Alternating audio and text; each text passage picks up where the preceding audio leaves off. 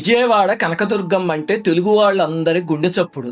అమ్మవారికి నవరాత్రుల్లో వివిధమైన అలంకారాలు చేస్తారు. అవన్నీ పురాణాల్లో చెప్పిన అమ్మవారి స్వరూపాలు. గాయత్రి, బాల, త్రిపుర సుందరి, కాత్యాయని, అన్నపూర్ణ ఇలాంటివన్నీ.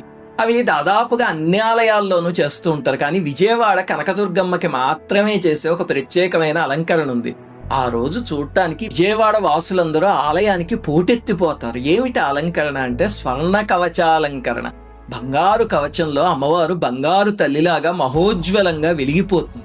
ఏమిటండి స్వర్ణ కవచం? అసలు కనకదుర్గ ఏమిటి? కనకం అంటే బంగారం కదా. బంగారానికి దుర్గకి సంబంధం ఏమిటంటే దీని వెనకాల ఒక చారిత్రక గాథ ఉంది.